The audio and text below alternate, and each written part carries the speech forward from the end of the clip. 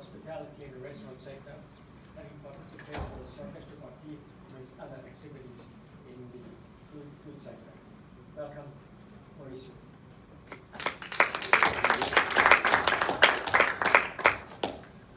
So, do you have a presentation or not? No, I'm going. That will be the presentation. Thank you very much for this great opportunity to come here and share with you my great experience in America for the last 32 years. When he said, David said, come to talk, I thought he would come to fishing because I saw the fish around in the flyer. Then I came here and I was getting a fish around, so I was okay, must be something else. But anyway, I came here 32 years ago from this beautiful city called Martina Franca in Puglia region, South Italy. The city is so beautiful, so wide, it looks like a gingerbread. And when you walk to the street, the aroma, the smell of a different house where they're cooking, you get hypnotized. As a child, I used to help my father in a cafe. We used to have a big pastry shop and a coffee shop. So my job was to deliver espresso coffee to different, craftsmen, tailor, butcher, shoemaker. And these were my teacher, because every place I used to deliver an espresso, at the age of 8 or 9 years old. These were my teacher, my mentors. I love it. In the morning, I used to help also my father behind the counter to serve espresso cappuccino. And I used to observe the people. I used to walk to the door. There were every kind of class of people, any generation. We used to have a doctor, lawyer, business people, sex therapist, farmer, bishop, all put together in this beautiful cup of espresso. Every problem was solved in front of this cup of espresso. It was amazing. It looks almost like a Fellini movie. I said to myself, I think for the rest of my life, I'm going to be in hospitality business. And that's what I did. At 14 years old, I decided to go to hotel school in Italy to become a cook. Because at the time there was no Food Network, so you don't become a chef in 6 months. It takes a lot of years. When I go to this school, it was so serious. It was like a military school. We used to line them up and make sure the nails they were clean, the chef had was properly starched, and so on. I took so much pride in this. And I love my teacher because they really, really teach me the passion about my business. I am in hospitality business. I own Italian restaurant in Sarasota, the name Primo. So if you're in the mood for good Italian, please, you're welcome. So when I become a good cook, I start traveling to Milano, Venezia, Roma. I work in Hotel Chelsea, I work for the Hilton company in Italy. And then I say, no, I want to become better and better because you have to have a toolbox. A toolbox is where you keep all your experience, what you learn. And I was starved to learn all the time. So I started traveling like a gypsy in Europe. I went to Holland, I went to Switzerland, I went to Germany and France. France was crazy because we are French people, we don't speak the same language, but it was fun. And then I worked for the Hilton Hotel in Basel in Switzerland. One night I was walking in the street and I said, I want to go get a beer with a couple of friends. And I arrived in front of this pub. And it was a sign. It was right, no entrance to dogs or Italians. And I was so upset, it made me so mad. It was the first time I felt, what does it mean to be an immigrant? So I decided since then that I got to do something. It is my mission to help immigrants, to help foreign, to feel better. After that, I decided I want to become a super chef. I want to become a prima donna. So I started sending a resume to all the best hotel and restaurant to Italy and France. I was having the privilege to go to work for San Domenico and work for Valentino, one of the best chefs in Italy. He was truly a gentleman. So he taught me that you got to become a gentleman before a chef. And that was the case. A couple months later, he came to me and said, we got to go to America to open up an hotel. And I wanted to become a chef executive. I said, chef, I'm only 23 years old. He said, if I know you can do it, it's because I know you can. I didn't feel very confident about it. So I went to my therapist. And there is a therapist everywhere. I just finished talking to one. There is a mirror everywhere you go. So I spoke with the mirror. I said, what do you think I can do this? And the mirror said, get out here, you can. So I built them up with all this confidence, and I came to America. When I arrived to Miami, I went crazy. I felt like I was in Walt Disney. All this big, big building, big street, big car. And something really caught my attention was big people. And I've become one of them. I love my food, I'm sorry. And it was crazy because everybody was going like a Speedy Gonzales and said, what's wrong with people? How many Cuban coffee they drink? It was 85. At the time, everybody was on cocaine. From the CEO to the dishwasher in the hotel, everybody was going crazy. And I truly thought it was espresso. It was tough to communicate. My English was very poor. It was not very good looking, my English, like just now. So anyway, I opened up for this hotel. I did very well. And I started to hire people from all over the world. I had Asian, I had Latino. And it was sad. I used to come for a job with broken shoes, broken t-shirt. And I said to myself, I'm not the person to judge them. Because one day, I was just like them. So I helped them to become a gentleman, to become a cook, and make sure they can put better food on the table. That was my mission at the time. Then one night, I met this beautiful, blonde, blue-eyed lady, and she became my wife. She was from Sarasota. We come here, and I fell in love because Sarasota, at the time, was a small artist village. It was beautiful. It was artists everywhere, not this big IRS like now. It was great. You know everybody there. And I was crazy to open up a first Italian restaurant with a wood-burning oven pizza. I brought a prima donna cook from Italy to make an authentic Napolitan pizza. And all the pizza was coming back. I said, what is wrong? What am I doing wrong here? Then I realized that we, America, we like crispy pizza, we don't like soggy pizza, and we don't want to see the blister. I said, oh, mamma mia, I'm in trouble. So I dropped the temperature of the oven, sent the prima donna back home, and the pizza was just lovely. Still today, one of the best pizzas in town. My wife used to come in the kitchen every night. They want a fettuccine alfredo.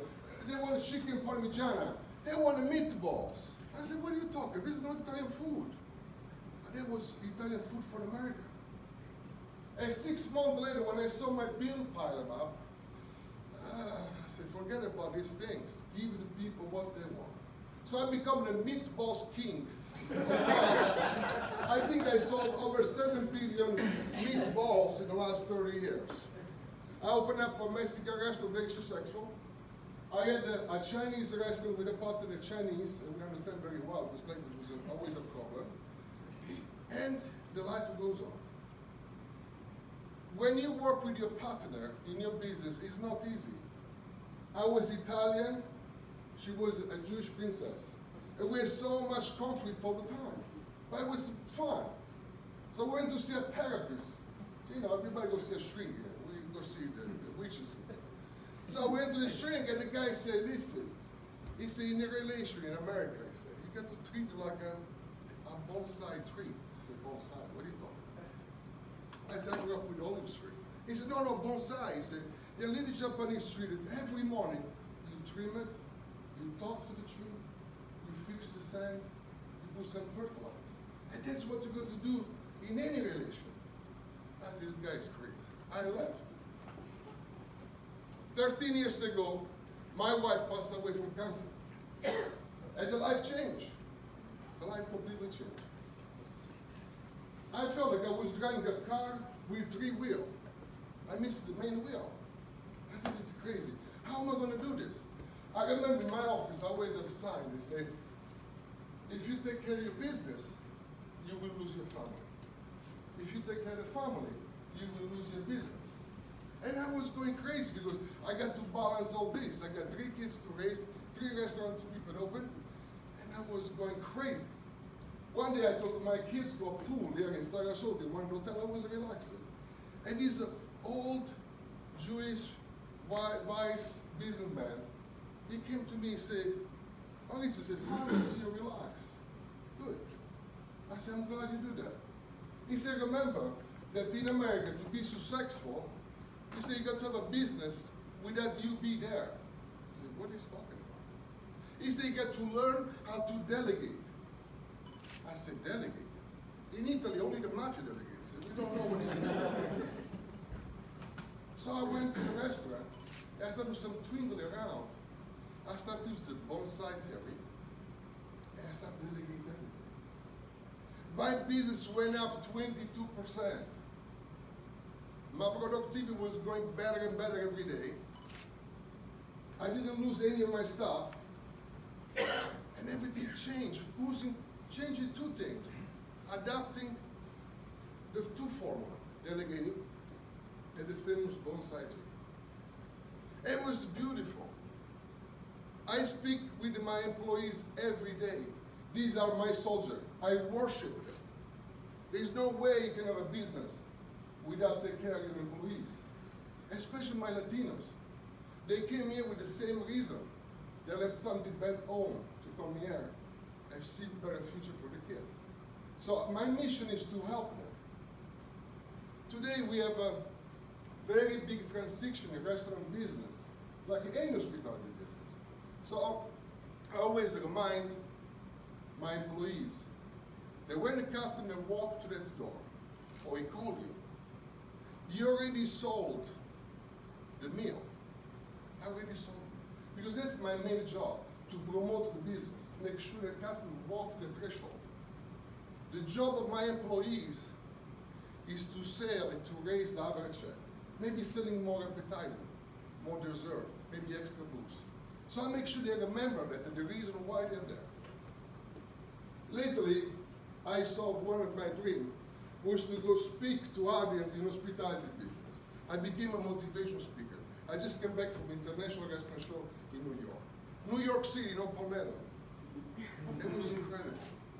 Dream can come true. So my goal today is, and I make sure this, to understand better with the people that work for me, also with my colleagues, to make sure they understand, because there's so much complaining about immigration issue. I think in America, every couple of years, this politician, to justify their salary, they came out with this immigration issue. America is based on us. We are the best place, we are the best people, the best assets for America. So they cannot avoid us.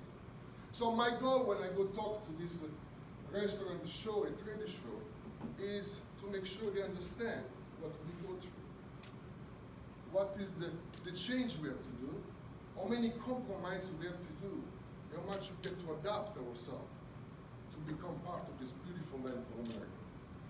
Lately, they talk all the time about the millennium, and I said to myself, why you talk so bad about it? These kids are brilliant. With a touch of phone, they can change your business 30 seconds.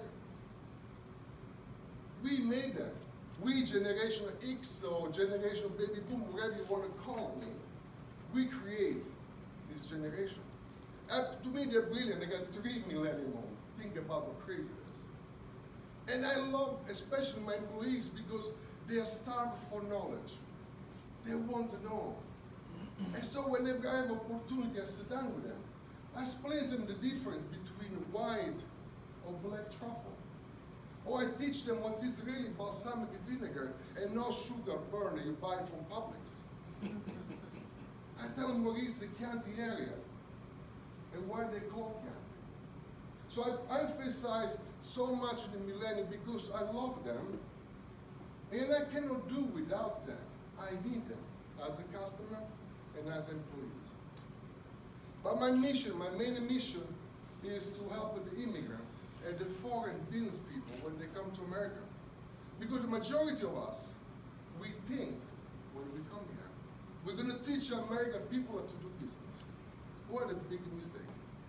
This is the best place in the world where you can learn how to do business, how to do better business, and there is opportunity everywhere. I did a lot of consultant work for restaurant operator.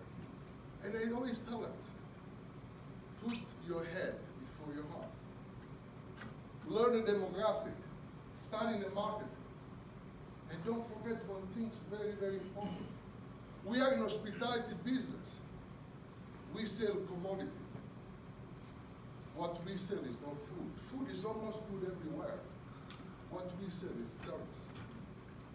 And that's what we do. So I cover this kind of topic with you guys. I know you guys talk about the roll. I talk about meatballs.